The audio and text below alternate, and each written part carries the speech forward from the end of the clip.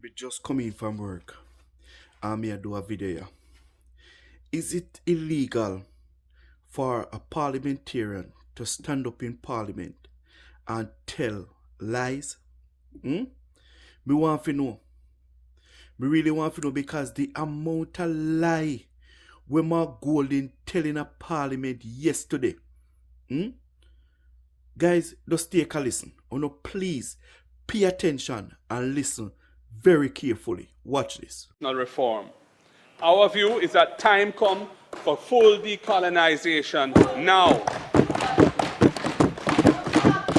And we are happy to see that the former Prime Minister, just retired Prime Minister of Trinidad and Tobago, Keith Rowley, has recognized that Trinidad also needs to get on that path.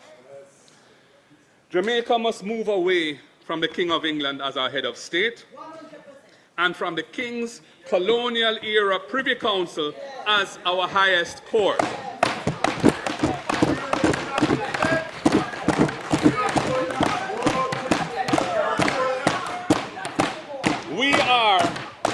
We are a proud and mature independent nation, and we must fully repatriate our sovereignty. Mr. Speaker, we reject doing this in phases because that will derail the completion of the process. I once again call on the Prime Minister on Thursday to state his party's position on embracing the Caribbean Court of Justice as our final court.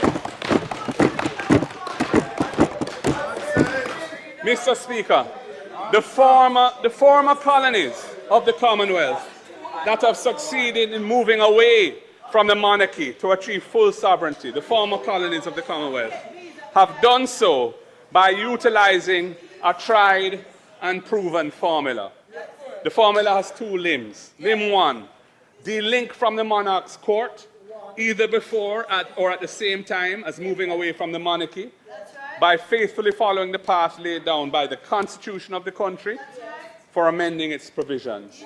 Limb two, the political parties of the country finding common ground, as outlined by former Prime Minister Bruce Golding in the opening of the debate on the Charter of Rights in this honourable chamber in 2011. That common ground can only be reached by means of cross-party dialogue, and we are not having that dialogue. We need to have it.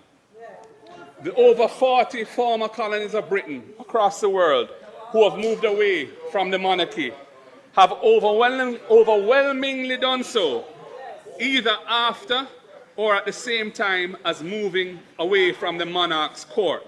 Yet this government won't tell Jamaica why they don't want to follow this tried and tested formula. By proceeding as if the journey of constitutional reform can be successfully completed unilaterally with the support of one side of the aisle only, they have caused the reform process to become mangled. Their approach has shown an immense lack of care and interest in the interests of the overwhelming majority of Jamaicans who have been denied access to their final court for nearly 200 years. Of all the countries that have successfully transitioned from the Privy Council to an accessible final court of appeal, from Canada, which completed the process in 1935, to St. Lucia in 2023, not one of them has done so through a referendum route. Not one. Why has this been so?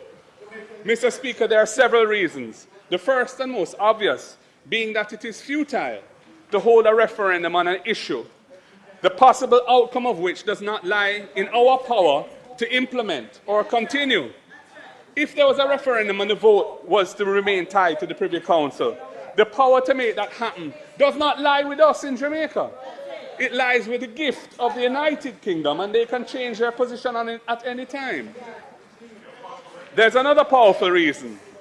The referendum is in essence a political exercise, and matters concerning the judicial structure of the country should not be subjected to the harsh and extreme banter of political platforms.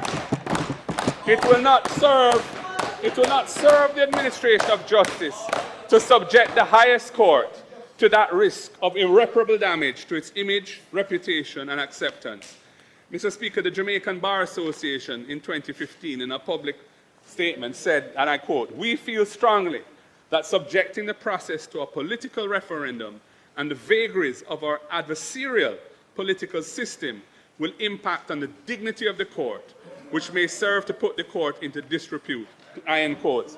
Mr. Speaker, in a similar vein, noted constitutional scholar Dr. Lloyd Barnett, who advocated a case before the Privy Council, which resulted in a ruling that 2/3 majority is what's required for a constitutional vote to complete the transition to the Caribbean Court of Justice. He has publicly urged the Jamaica Labour Party parliamentarians to follow that correct pathway, the pathway that has been laid down by the Privy Council itself in interpreting our Constitution. Mr. Speaker, there are examples right here in our region of chaotic outcomes to such exercises that were held in 3 sister states, which have a specific constitutional requirement of a referendum for transitioning to the Privy Council. Jamaica, fortunately, has no such requirement, and the Privy Council has said that what it requires is a 2/3 vote in both houses of our parliament. Mr. Speaker, we do not support the route that Jamaica is now on. It is not in keeping with the requirements of our Constitution, as declared by the Privy Council itself in a case brought by the Jamaica Labour Party. A few moments later. Political commentator Dr. Nadeen Spence says some of the claims made by the opposition leader, as he criticized the work done by the Constitutional Reform Committee, are untrue. Dr. Spence, who is a member of the committee, was reacting to Mark Golding's presentation in the 2025-2026 budget debate in the House of Representatives on Tuesday. Mahir Stewart has that story.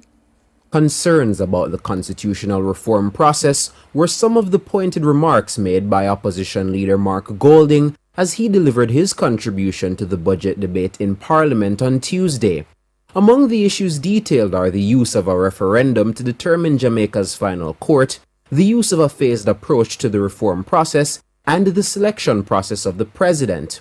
But according to a member of the Constitutional Reform Committee, Dr. Nadeen Spence, multiple comments made about the process by Mr. Golding were simply false. Speaking with Cliff Hughes, Ricardo Brooks, and Siobhan Campbell on Nationwide at 5 on Tuesday evening, Dr. Spence first sought to refute the opposition leader's claims that the phased approach to reform would derail the process. I wanted to push back on some of what he said because some of what he said is not true. Okay, firstly, your radio station interviewed the people from Idea International who came to Jamaica and having looked at our process said they thought the phased approach was perhaps one of the best they have seen in constitutional reform efforts globally. Yes. And one of the things they pointed out is that a large percentage of constitutional reform efforts globally are unsuccessful. They're unsuccessful because of different things. Part of them is this thing called public consultation. And one of the things they say is whether or not you do the consultation at the top end of the reform effort or at the bottom end, i.e. you present a document to the people, it is contentious. So constitutional reform efforts are contentious.